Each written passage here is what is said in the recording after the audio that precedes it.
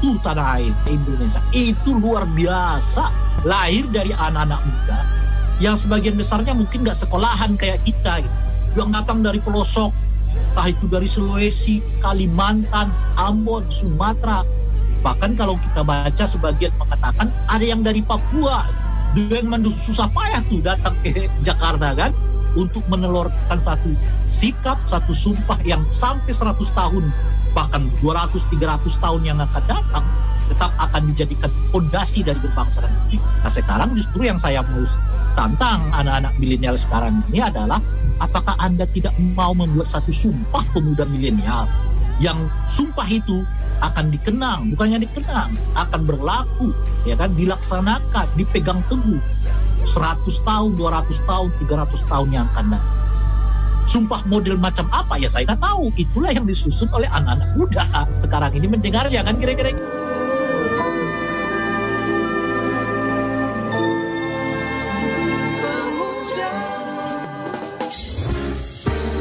Sketsa Keluarga Indonesia. Program radio yang dipancar luaskan di seluruh Indonesia melalui jaringan Heartland Network untuk memperkokoh Indonesia melalui keluarga.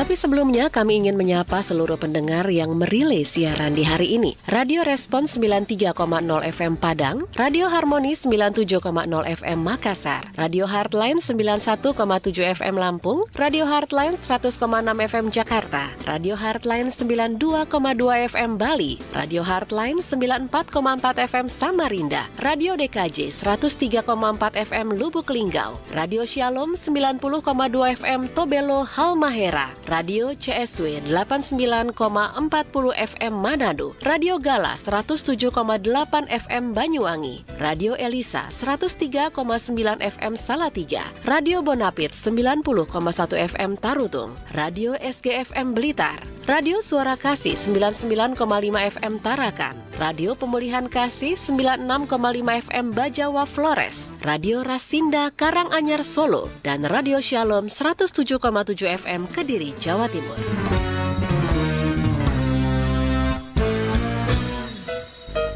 Senang sekali program Sketsa Keluarga Indonesia bertepatan dengan Hari Sumpah Pemuda 28 Oktober 2020 kali ini. Senang sekali bisa menemani Anda semua. 1 jam ke depan kita akan ngobrol-ngobrol dengan topik selayang pandang anak luar kawin bersama dengan narasumber yang saat ini sudah berada di studio bersama-sama dengan saya. Saya sapa dulu. Untuk yang pertama ada tim dari LKBH FHUPH, ada Bapak Rizky PP Karo-Karo SHMH. Apa kabar Pak Rizky? Sehat Bu Ria. Iya sehat ya. Oke, kemudian juga yang kedua dari PBH Pradi Tangerang ada Dr. Zulfikar SRG SHMH. Pak Zulfikar, halo apa kabar Pak Zulfikar? Halo, apa kabar Bu Ria? Iya, terima kasih sudah hadir nih Pak Rizky dan juga Pak Zulfikar di studio ya. Iya, cuti bersama, banyak yang menikmati long weekend ini di rumah atau mungkin ya liburan ke tempat destinasi yang tidak terlalu ramai. Tapi Anda berdua boleh hadir di sini, senang sekali gitu ya. Oke, kita akan berbicara seputar selayang pandang anak luar kawin. Ini merupakan isu keluarga yang memang harus kita bahas bersama. Kita akan membahas seputar status dari anak luar kawin seperti apa, haknya juga bagaimana. Mungkin Pak Zulfikar dulu boleh jelaskan kepada kita nih Pak, seputar mungkin status dan kedudukannya bagaimana sebetulnya menurut undang-undang. Boleh lebih dekat ke mic-nya Pak? Ya. Terima kasih Bu Ria. Ya. Sebelum saya menjawab pertanyaan Bu Ria, kenapa isu ini akan kita bahas? Karena anak ini masa depan bangsa kita. Ya, jadi perlu kita fokuskan kepada anak.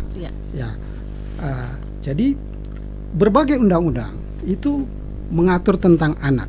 Contohnya undang-undang perkawinan, undang-undang perlindungan anak, undang-undang kesejahteraan, undang-undang hak asasi manusia. Tapi hak anak yang di luar kawin gitu. Jadi ada beberapa kelompok atau tingkatan tentang anak di luar kawin. Pertama, anak luar kawin. Yang kedua adalah anak zina. Yang ketiga adalah anak sumbang. Dan ada juga anak alam. Iya, boleh diulang Pak kelompok ini Pak. Ini terus terang ini baru sekali buat saya nih. Iya. Ya, baru. Jadi kalau anak luar kawin itu adalah seorang pria dan seorang wanita melakukan hubungan suami istri sebagai istri, tapi tidak mengikuti peraturan perundang-undangan yang berlaku. Jadi anak itu disebut juga anak luar kawin karena tidak mengikuti peraturan yang ada di Undang-Undang Nomor 1 tahun 1974. Di mana harus melalui pernikahan. Makanya dibilang anak di luar kawin. Kemudian anak zina. Anak zina itu anak yang lahir itu salah satu atau kedua belah pihaknya terikat pada perkawinan. Anak zina? Anak zina. Ini terikat dalam perkawinan? Salah kedua orang tuanya, baik laki-laki maupun perempuan. Oke. Berarti ini anak dengan orang lain, padahal masing-masing terikat dalam perkawinan. Oke, ini anak zina. Kemudian anak sumbang itu kedua orang tuanya dilarang untuk melakukan kawin. Ada larangan itu. Contohnya saudaranya ipar ke ipar, itu dia. Dilarang untuk kawin mereka itu. Itu anak sumbang. Anak sumbang. Iya. Oke. Nah, kalau kita berarti ada 3 ya, Pak? Anak luar kawin, anak zina, anak sumbang. Anak benar. Dan anak benar. Maksudnya? Bukan. Maksudnya benar seperti itu. Iya, saya terlalu serius sekali nih. Jadi ada 3 ya, Pak ya. 3. Ini yang masuk dalam kelompok anak luar kawin. Berarti tingkatannya ada 3. Iya. Pak Rizky mau tambahkan? Iya, saya tambahkan sedikit ya. Prinsipnya kan dalam Undang-Undang Perkawinan ya, Undang-Undang Nomor 1 tahun 74 dan sudah diubah di tahun 2019.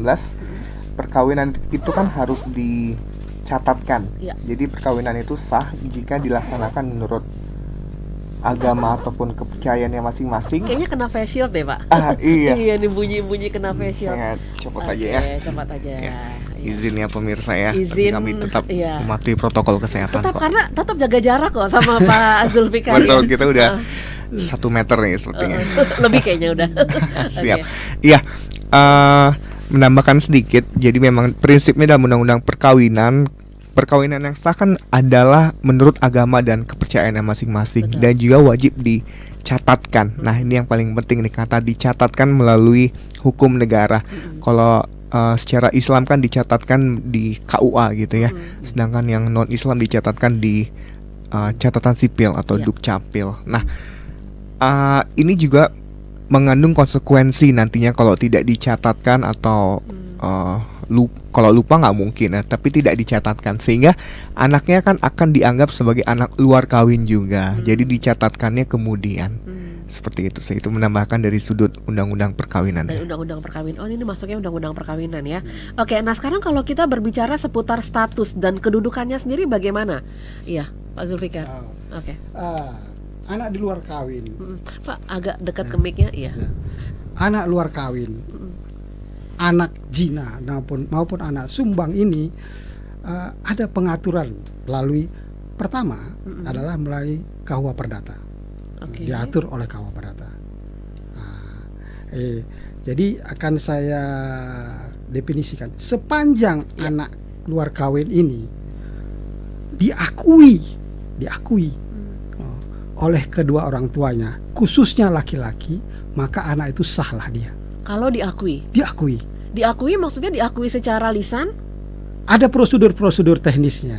Nah, nanti akan kita bicarakan. Ya kan? Jadi pengakuan itu diatur oleh pasal 299 KUH Perdata. Pengakuan si bapak berarti ya. Jadi ini dia bilang bahwa anak di luar kawin kecuali dilahirkan dari perzinaan atau penodaan Allah disahkan oleh perkawinan menyusul dari bapak dan ibu. Mereka belum melakukan perkawinan, mereka telah melakukan pengakuan secara sah terhadap itu terjadi dalam akta perkawinan tersebut. Jadi adanya pengakuan itu bisa melalui notaris, bisa melalui di catatan sipil atau di KUA, di dalam aktenya, maka itu berarti anaknya anak sah walaupun di luar kawin ada pengakuan. Nah, itu menurut undang-undang. Semuanya itu baik itu anak zina maupun anak sumbang itu bisa dilakukan kalau ada pengakuan. undang-undang mengatur itu. Nanti kita bicara tentang jurisprudensinya. Ada putusan Mahkamah Agung lain lagi nanti. Oke. Ya, gitu. Itu untuk yang luar kawin ya, Pak? Anak luar kawin. Termasuk yang anak zina? Anak zina juga Oke, kalau ada pengakuan juga sama? sama. Oke, kalau anak sumbang? Sama juga. Sama juga. Oke, kalau ada pengakuan. Prinsipnya sama sih sebetulnya. Pak, Ini Pak. kan memang berkaitan dengan hak ya? Berkaitan dengan hak. Dengan hak si anak. Hak anak. Iya. Makanya fokus undang-undang terus kepada hak anak, kedudukan anak, status anak. Pak, kayaknya harus lebih dekat ke mikir. Kayaknya memang pewek nih bangku kita ya, Pak ya. Kayaknya bangku kita pewek, jadi pakai nyender aja gitu ya, Pak. Itu nggak apa-apa sih, Pak. Lagi libur nggak apa-apa, Pak. Oke. Saya jadi ikutan pewek juga. Oke. Jadi ini ada, nah kayak kalau kita tadi ada sedikit menyinggung masalah jurisprudensinya, seperti apa tuh, Pak? Ya, Mahkamah Konstitusi nomor 48 tahun 2002 saya akan 2010 menyatakan bukan saja pengakuan tapi menyimpangi dari undang-undang perdata ini bahwa kalau bisa dibuktikan dengan ilmu pengetahuan dan teknologi dan bukti lain maka anak itulah sah. Jadi kayak semacam ini ya, kadang-kadang suka ada tuh kalau saya nonton tayangan selebriti gitu ya, minta USG anak dong gitu, minta apa nama istilahnya? Tes DNA ya. DNA, iya DNA gitu supaya pengakuan itu muncul gitu. Maksudnya seperti itu, Pak? Salah satunya? Ya, pengajuan itu bisa saja, ya kan, bahwa dibuktikan, termasuk kepada Pak Riki bilang ada tes DNA, benar ini adalah anak dari laki-laki tersebut. Iya. Saya ngebayangin gitu ya, apa namanya ketika si ibu, si anak meminta pengakuan harus dibutuhkan tes DNA dulu. Sebenarnya sedih sih, nyesek sih. Maksudnya kok harus harus memohon gitu ya. Secara psikis kan ini memang mengganggu sekali kan ya. Cuma memang ini dimungkinkan gitu kan ya, Pak ya. Kalau kita berbicara masalah hukum kan. Ya. Jadi ada bukti yang membuktikan bahwa itu adalah anak biologisnya. Gitulah. Ada buktinya. Ada buktinya. Sehingga dengan adanya bukti tersebut, hubungan hukum dan akibat hukum kepada anak berlaku. Hak anak itu. Itu ke MA, Pak? Mahkamah Konstitusi. Itu putusan MK itu mengikat dan final, artinya sudah berakhir, final. Iya. Oke, baik Pak Rizky, sebetulnya di tim LKBH FHU PH sendiri, kalau kita berbicara seputar topik kita hari ini, anak luar kawin, persoalan-persoalan apa yang sering mereka adukan tuh apa sih, Pak, sebetulnya? Kami waktu sosialisasi perlindungan anak seperti itu ya, kalau sejauh ini sih memang konsultasinya ya lisan saja. Cuman memang kebanyakan yang ditanyakan gimana sih status anak luar kawin itu gitu kan. Kalau kita bicara hak anak juga ya, kan memang anak itu dia tidak tahu akan dilahirkan seperti itu kan, tidak dan tahu. Dia juga nggak meminta gitu. Iya, dan dia tidak memilih keluarga mana dia dilahirkan. Betul. Nah, saya sependapat dengan Pak Zul ya, bahwasannya memang ini adalah hak anak. Bayangkan jika anak itu sudah ada di dunia ini gitu ya, dalam keadaan hidup tapi tidak memiliki dokumen hukum gitu kan, gimana dengan sekolahnya gitu kan, lalu gimana dengan dia hak pendidikannya kan butuh surat-surat ya, butuh surat-surat, dan itu memang diperlukan dan harus diurus oleh orang tua anak luar kawin itu. Kalau dulu sebelum putusan Mahkamah Konstitusi gitu ya, dalam undang-undang perkawinan, anak yang dilahirkan di luar kawin itu memang hanya punya hubungan perdata dengan ibunya saja. Dengan ibu yang melahirkannya itu ya. Tapi suratnya ada ya, walaupun dengan ibunya saja suratnya ada. Nah, ini yang butuh nanti pengakuan dan juga pengesahan bisa ke Dukcapil setempat atau melakukan permohonan ke pengadilan. Ya misalkan ibu itu tinggal di daerah Tangerang ya, dia melakukan permohonan ke Pengadilan Negeri Tangerang gitu. Untuk mendapatkan status anaknya tadi gitu.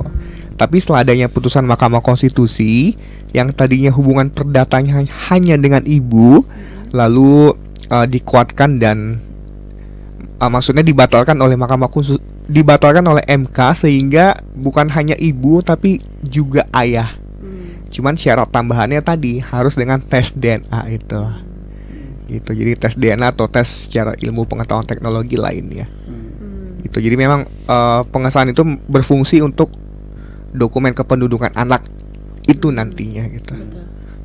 Jadi sebetulnya ini kalau kita berbicara seputar hak, memang semua sudah diatur oleh undang-undang ya Pak Zul dan juga Pak Rizky. Mulai dari kita dalam kandungan deh. Mulai dari kita dalam kandungan, kita besar, menikah, kemudian punya anak lagi kan muter di situ ya. Betul. Itu semua sudah diatur ya dalam undang-undang. Gimana Pak Zul? Ya, benar, dari BW itu 1847. Apa maksudnya? Oke.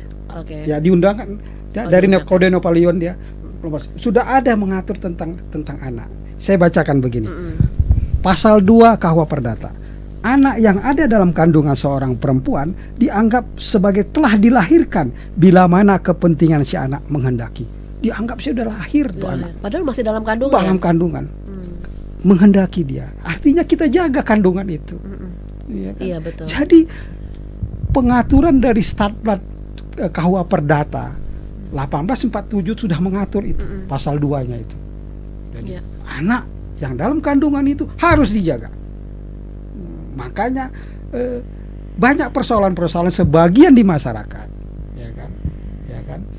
Boleh undang-undang perkawinan mengatur bahwa boleh melakukan kawin lagi, boleh kepada laki-laki. Tetapi juga kita harus juga memenuhi kewajiban orang tua kepada haknya. Jadi hak anak itu macam alimentasinya macam-macam. Nafkahnya, sekolahnya, pemeliharaan dia bagaimana, sampai kitan pun dia harus punya kewajiban untuk itu. Jadi kenapa ada fakir miskin? Kenapa ada orang miskin di Indonesia ini? Kenapa? Karena hak-hak anak itu harus kita penuhi. Sekolah dia, pendidikan dia harus kita penuhi. Kebutuhan dia sehari-hari. Undang-undang perlindungan ada. Kesejahteraan anak ada. Itu mengatur itu semua. Jadi anak ini adalah aset bangsa kita. Ya. Sampai usia berapa itu Pak yang disebut dengan anak di situ? Tergantung undang-undangnya. Kalau undang-undang perkawinan itu, undang-undang perdata 2118 ya untuk laki-laki. Sampai dengan 18. 18 untuk undang-undang perkawinan. Oke. Emang beda ya di undang-undang perkawinan? Undang-undang perlindungan 18 tahun. Jadi masing-masing berbeda undang-undang mengaturnya. Tergantung nanti substansi apa kita case-nya. Misalnya kalau ada undang-undang perlindungan anak bahwa ada case tentang perbuatan yang dilakukan oleh anak, maka dia lihat undang-undang tahun berapa dia, umur berapa, 18 tahun, berarti termasuk undang-undang. Kalau di bawah dia termasuk anak gitulah. Kalau kawin misalnya di bawah umur, dia harus dispensasi ke pengadilan kan gitu. Artinya minta izin dari pengadilan. Kalau dia kawin di bawah umur. Jadi itulah makanya Undang-Undang 45 mengatakan fakir miskin dan anak terlantar. Negara yang mengatur.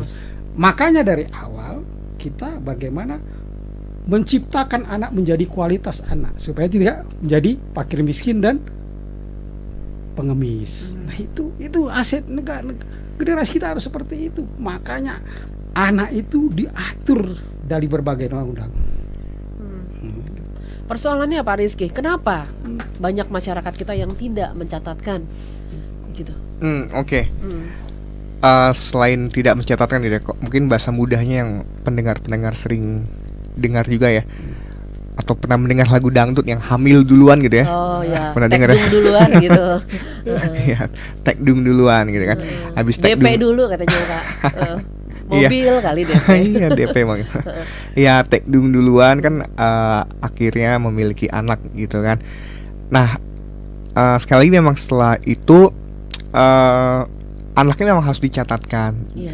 Dengan dilampirkan bukti-bukti administratif gitu ya. Kalau misalkan tadi dia walaupun tekdung duluan tapi akhirnya menikah, nah itu kan sah jadinya ya. Iya, cuman kan nggak bisa dibuat backdate ya.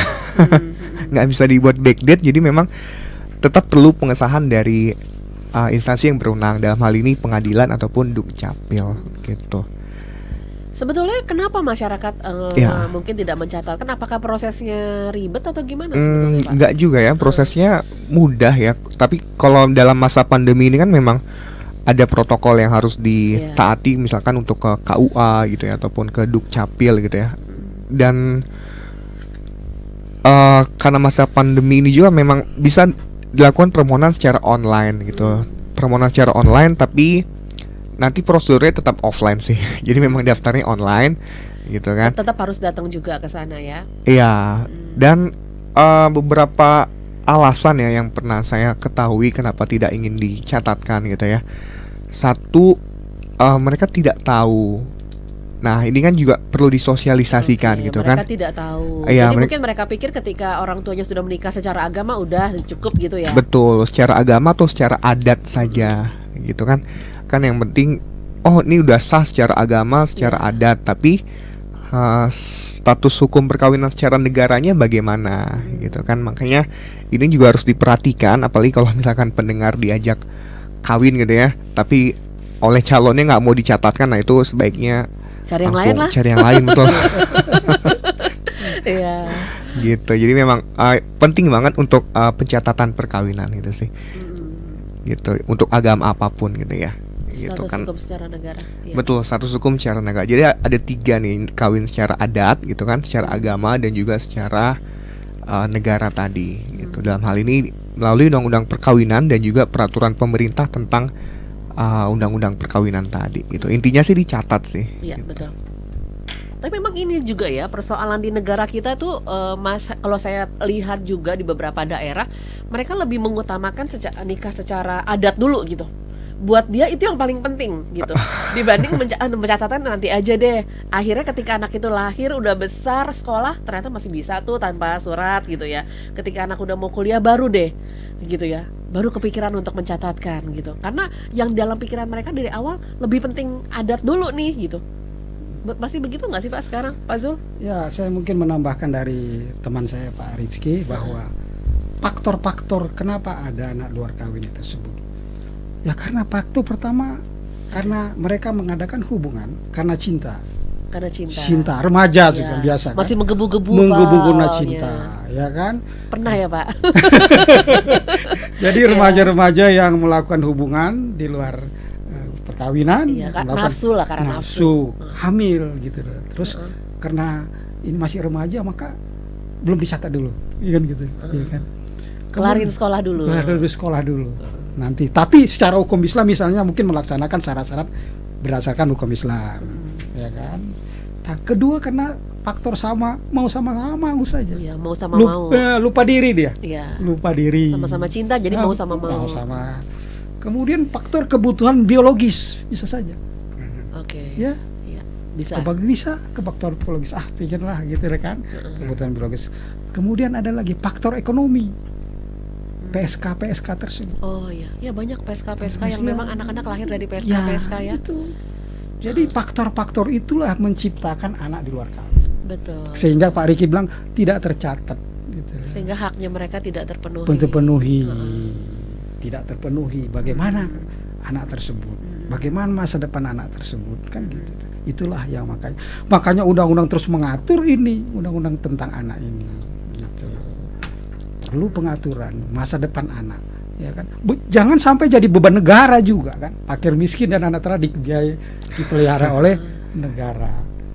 Dari awal dari keluarga lah, makanya bagaimana kuantitas boleh, kualitas pun boleh juga sebagai anak nanti untuk yang akan datang. Gitu.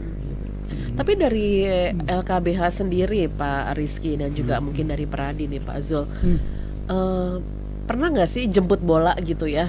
Untuk melakukan baik itu sosialisasi ke ya tempat-tempat PSK gitu supaya anak-anak yang lahir dari PSK ini menjadi anak yang tidak luar kawin lagi gitu, karena kan ini persoalan sama-sama ya, bukan persoalan dia gitu sebetulnya.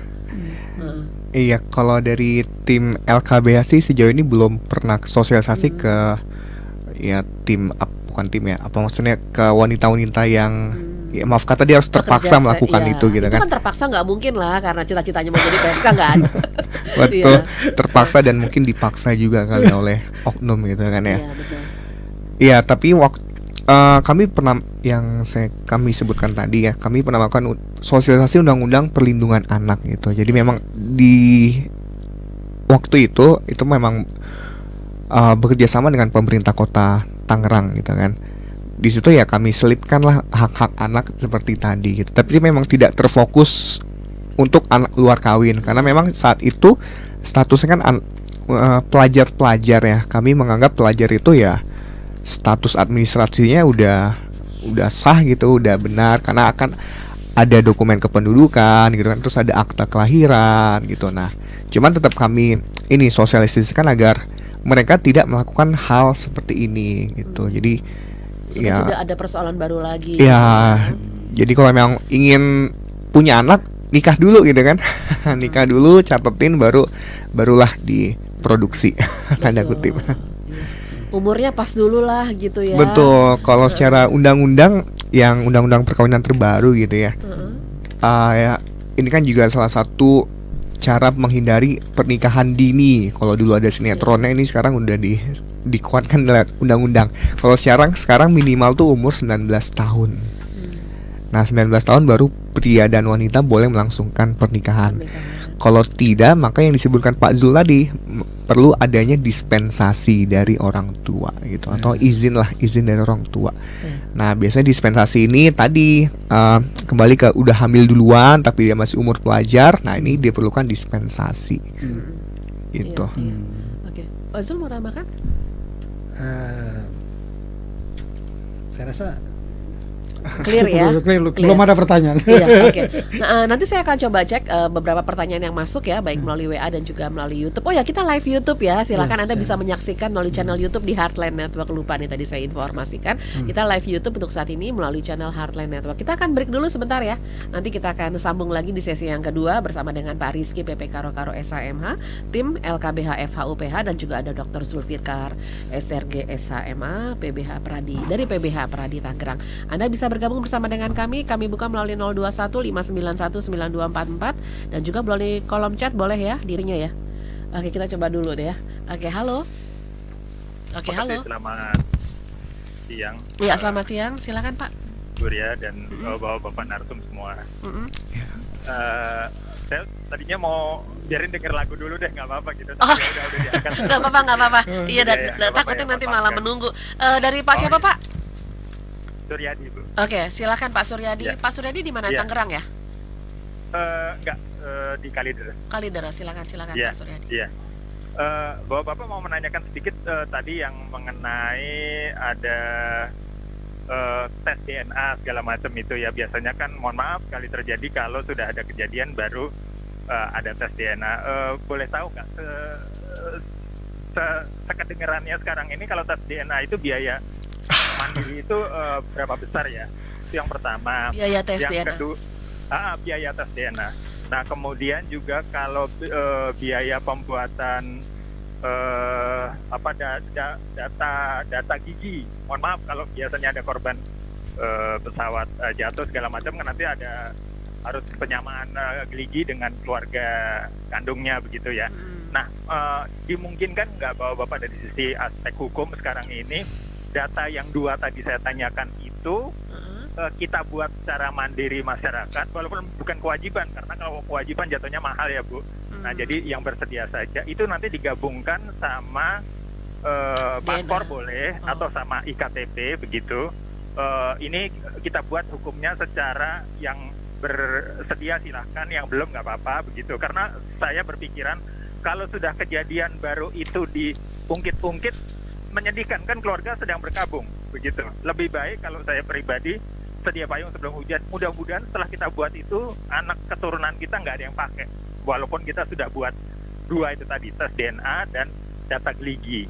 Nah, menurut Bapak semua dari aspek hukum itu dimungkinkan tidak? Selain urusannya, wah Pak itu sistem regulator kita, kalau regulator nggak mau buat karena nggak ada duit proyeknya, percuma. Nah itu lain lagi. Tapi kami hanya sebagai warga masyarakat pembayar pajak aktif ini ingin membuat sesuatu yang manfaat di depan sebagai sedia payung sebelum hujan.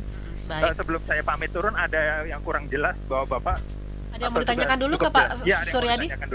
Mau tanyakan dulu nggak Pak? Atau sudah oke ya, sudah clear, sudah jelas ya. Oke, baik. Iya. Terima kasih banyak. Oke, baik. Selamat siang semua. Iya, terima kasih Pak Suryadi. Kita akan jawab nanti selepas break ya. Kita dengerin dulu satu lagu yang berikut ini. Oke.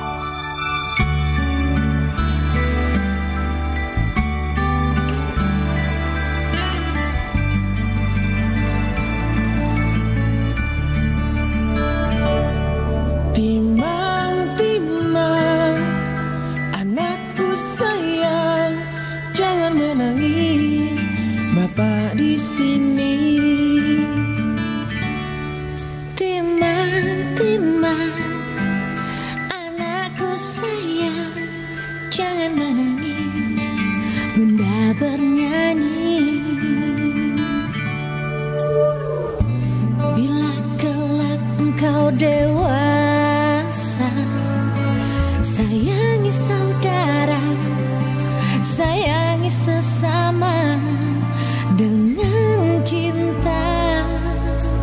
Jujur lakumu, jujur ucapmu, menjalani hidup. Cantik jiwamu, cantik parasmu, kalau kau tersenyum.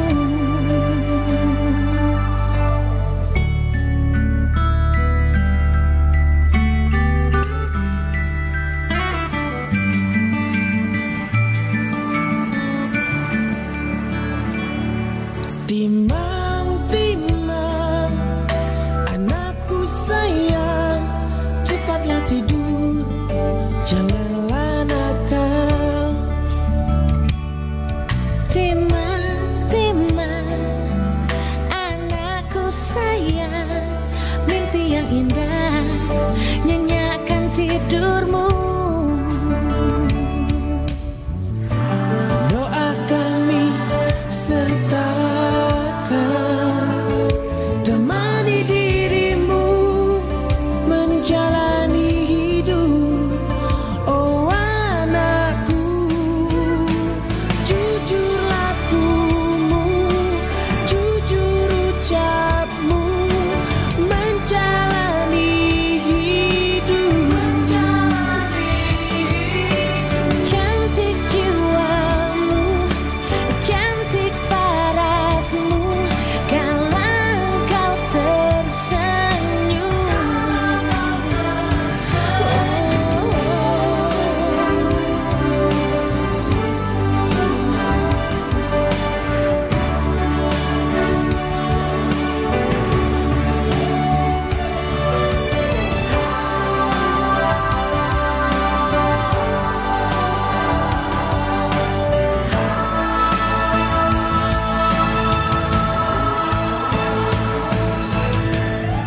Doa kami sertakan, temani dirimu menjalani hidup. Oh anakku, oh. Jujur lakumu, jujur ucapmu, menjalani hidup. cantik jiwamu, cantik parasmu, kalau kau tersenyum. Jujur lakumu, jujur ucapmu, menjalani hidup.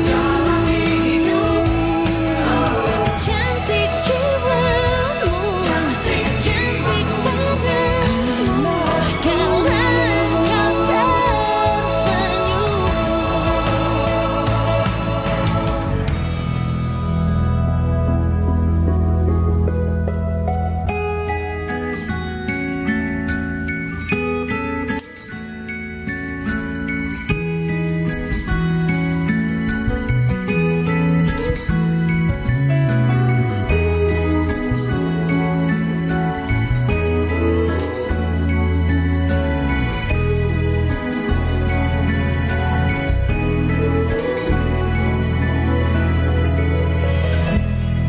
Baik, terima kasih Anda masih bersama dengan kami di Sketsa Keluarga Indonesia. Untuk edisi hari ini, topik kita selayang pandang anak luar kawin.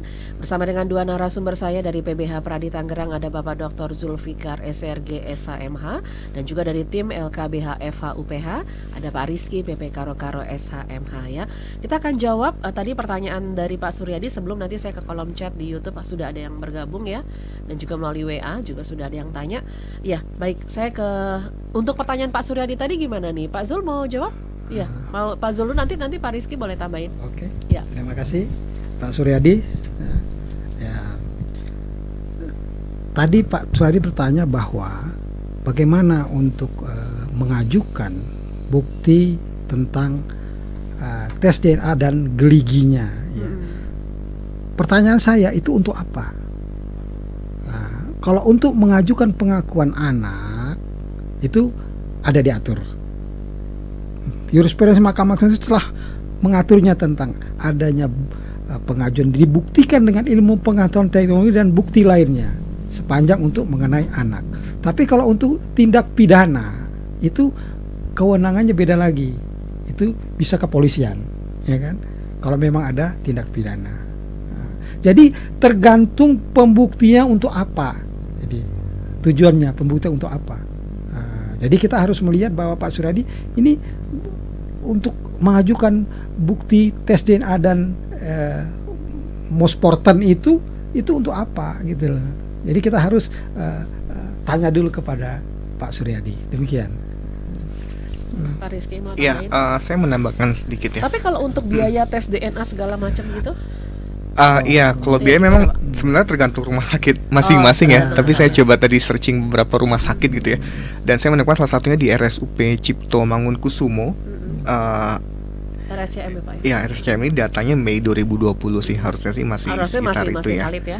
Ya, untuk biaya tes DNA ya, atau deoksiribonukleat asid gitu ya, itu sekitar 10 juta gitu. Nah, Mahal itu juga ya 10 juta. iya, karena memang kalau yang saya ketahui memang tes DNA kan salah satunya itu mengambil ada sel darah, rambut dan juga identifikasi tulang gigi kan yang tadi ditanyakan.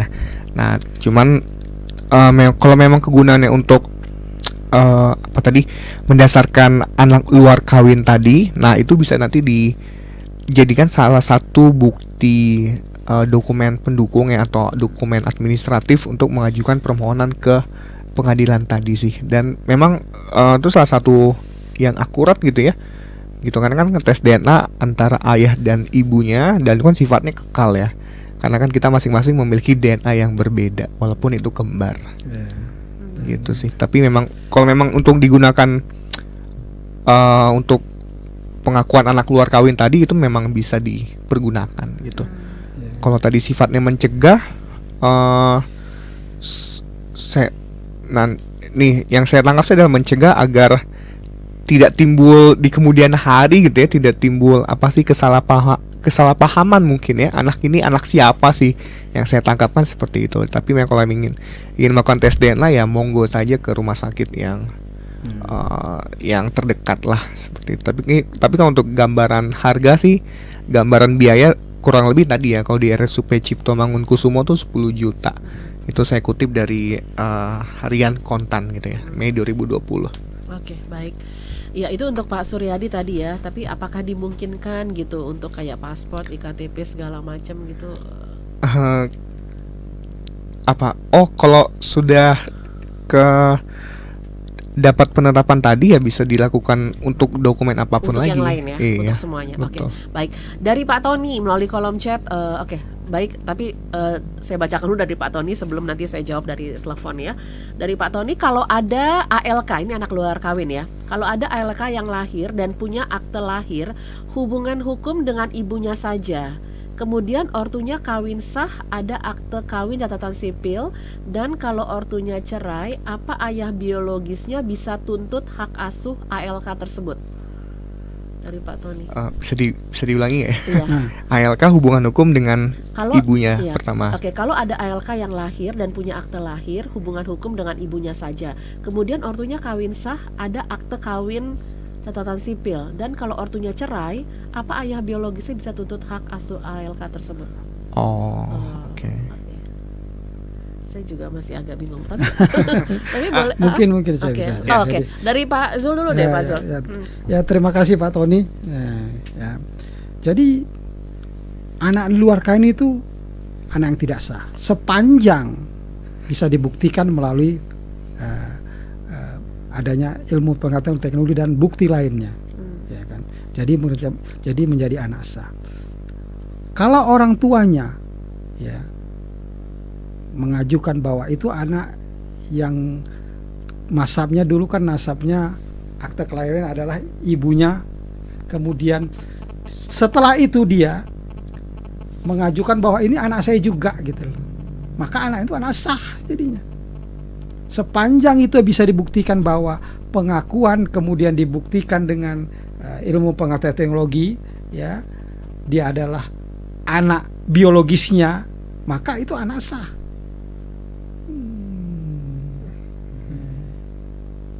Iya, dan kalau orang tuanya cerai, apa ayah biologisnya bisa menuntut hak asuh ALK tersebut? Ini pertanyaan selanjutnya kan. Ayah menuntut bahwa itu anaknya. Bisa ya? Ngaku saja dia punya anak, berarti udah anak Oh, saya betul. gitu loh. Dengan pengakuan saja Ya, sudah. sebetulnya dia sudah bisa menuntut hak asuh Iya, ya. Oke. seperti itu. Oke.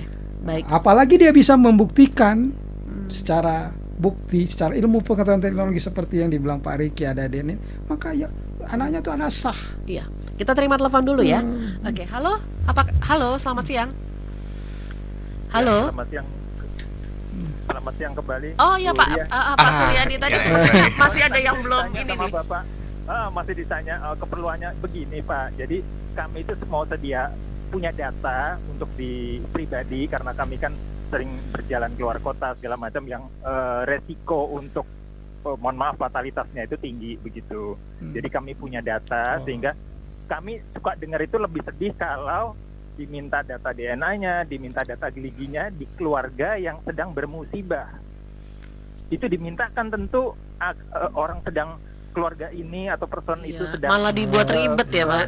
Iya, malah ribet. Nah, kami ini kan tadi kami mintanya bukan nuntut kepada negara, oh semua masyarakat harus disediakan biaya ini, tidak. Tapi kalau kami bisa mandiri, kami kumpulkan data-data itu untuk data, jadi kayak rapot data kami, sehingga nih kalau kami bermasalah, keluarga nggak usah direpotin, ini datanya ada. Kalau perlu datanya jangan lagi diketik kayak IKTP sekarang itu Bu Ria dan Bapak.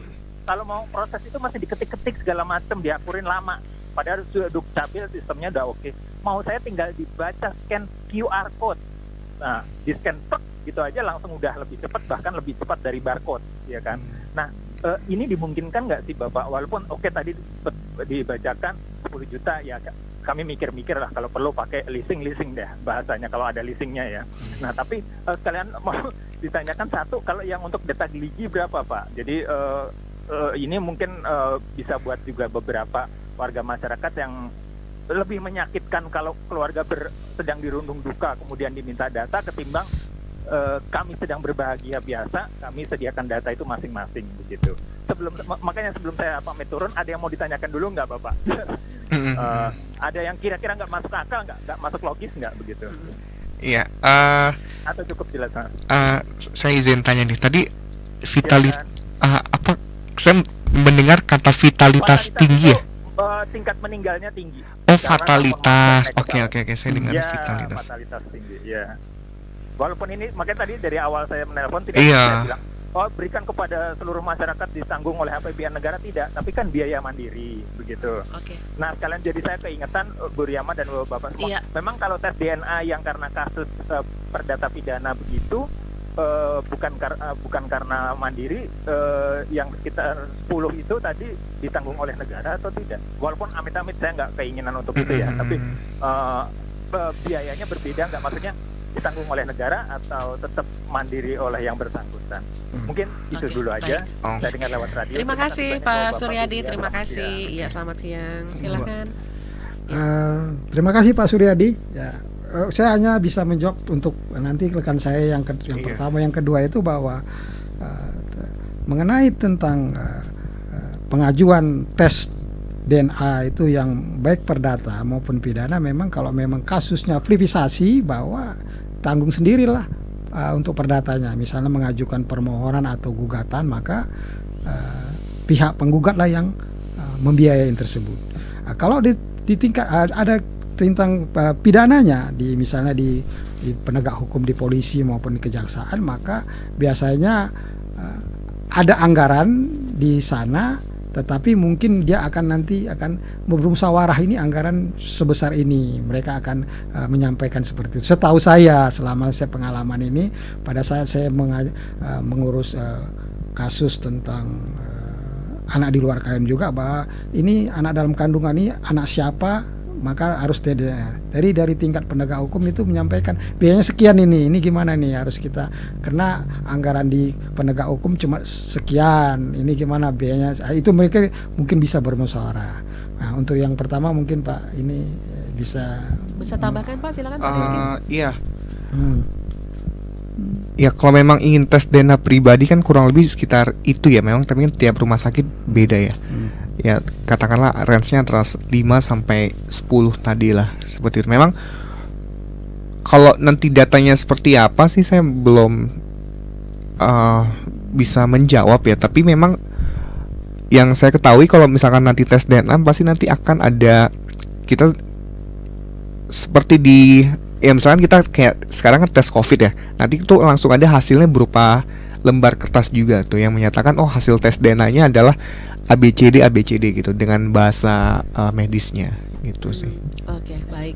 Gitu. Dan memang belum bisa, ya kalau memang rumah sakit yang menyediakan barcode ya bisa saja di scan barcode kan, tapi kalau nggak ada ya masih manual. Kalau ditanyakan oleh yang berkepentingan ya kita foto saja, foto atau scan. Kalau ditanyakan itu saja yang ditunjukkan gitu. Sebenarnya memang begitu banyak sih persoalan-persoalan yang dihadapi oleh masyarakat kita gitu ya, untuk hal-hal yang tadi ditanyakan oleh Pak Suryadi juga. Semoga ini kedepannya bisa lebih baik gitu ya, urusan administrasi segala macam gitu ya Pak ya. Betul. Oke, baik, saya baca dulu. Ini ada lagi yang tanya, anak saya saat ini diasuh oleh mantan saya. Di sini tidak disebutkan mantannya apakah mantan pacar atau mantan istri gitu ya. Yang pasti anaknya diasuh oleh mantannya. Saya tidak boleh ketemu begitu. Nah, dapatkah saya menuntut mantan saya tersebut? Menuntut mungkin secara hukum ya. Gimana Pak? Iya, gimana Pak Zul? kalau sudah mantan berarti sudah ada perceraian, ada putusnya perceraian. Ya, bahwa tergantung daripada putusan tersebut, apakah itu yang diajukan oleh wanita sebagai gugat, ya, gugat cerai, dan ada juga dengan gugat talak. Nah, putusannya apakah di situ putusannya wali asuh bersama atau wali asuh dari pria ataupun wanita? Ada wali asuh bersama, ada mungkin diasuh oleh anak, diasuh oleh istri atau diasuh oleh suami gitu ya Pak? Iya.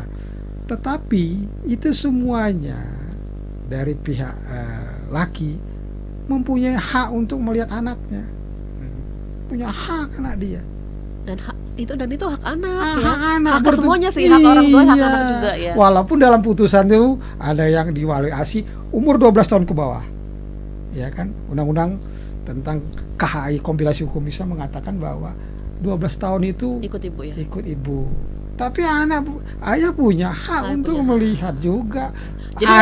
Jadi walaupun itu hak itu diserahkan kepada si ibu, Iya. si ayah tetap punya hak. Iya, dan kewajiban ayah alimentasi tentang nafkah, pendidikan, semuanya kan ditanggung oleh ayah. Bahkan tadi Bapak juga kitan juga ya. Kitan pun Tanggung juga oleh ayah walaupun sudah bercerai gitu. Iya. Adat itu seperti itu, hukum adat seperti itu. Pak Rizky mau tambahkan ini dari pertanyaan ini? Sudah. Sudah. Tapi kalau memang itu diselesaikan secara kekeluargaan lah, karena kan kasihan juga psikologis anak ya.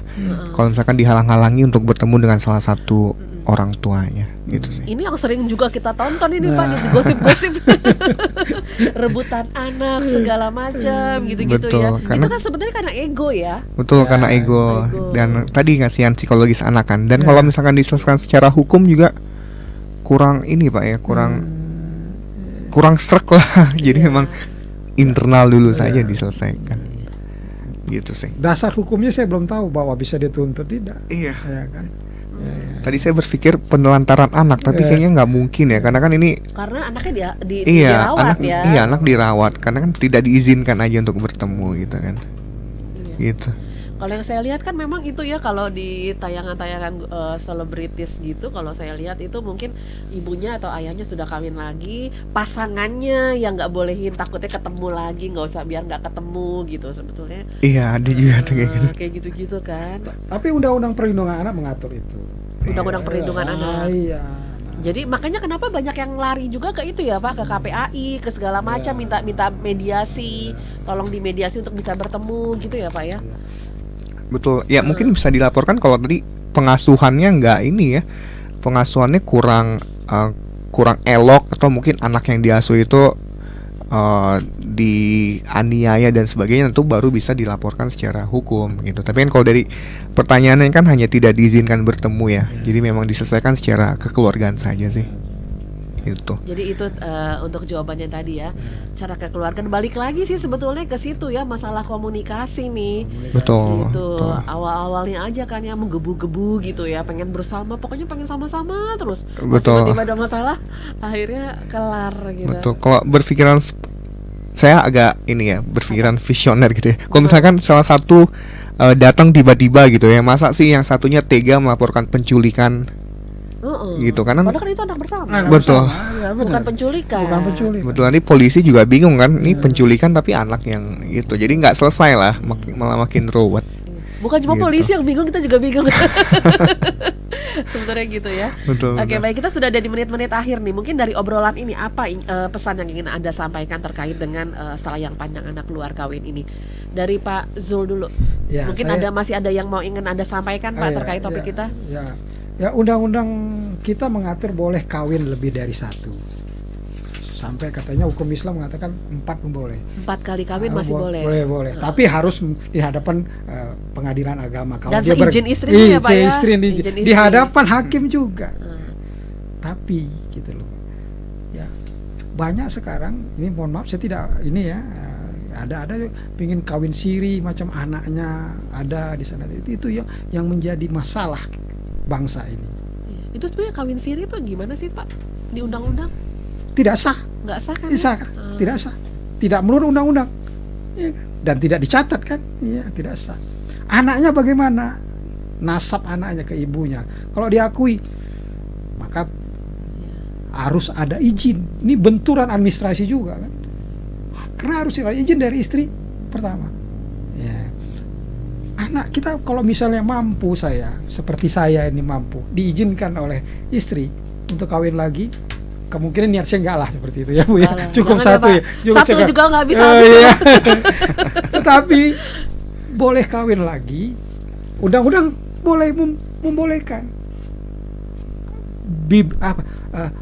Bimbinglah anak sampai dia berkualitas. Jangan jadi fakir miskin nanti anak-anak. Jadi kita pendidikan sampai kapanpun kita harus siapkan untuk mereka, semampu mereka. Mau lagi sekolah terus tidak masalah. Iya. Ya kan? Nggak ada harta tapi kita punya Iya. sekolah kemana saja pun kita.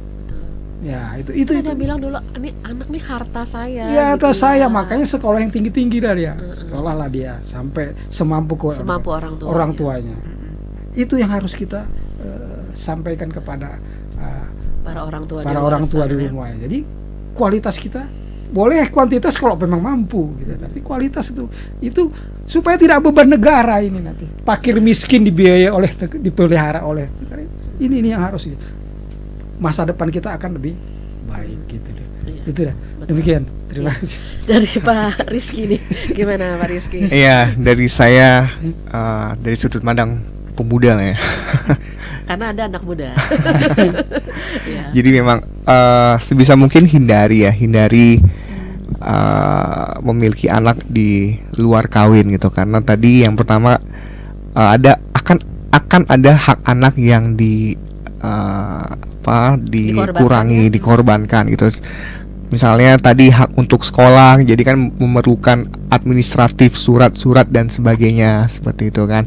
Itu yang pertama. Lalu yang kedua, untuk anak-anak luar kawin yang di Indonesia saat ini gitu ya, jangan berputus asa gitu ya, karena kan memang masa depan masih ada gitu ya. Jadi walaupun ada masa lalu, tapi masa depan lebih penting gitu kan. Jadi memang, dan juga untuk orang tuanya ya, akuilah anak luar kawin itu, karena memang pengakuan itu sekali lagi penting juga bagi anak luar kawin itu untuk legalitas anak luar kawin tadi gitu.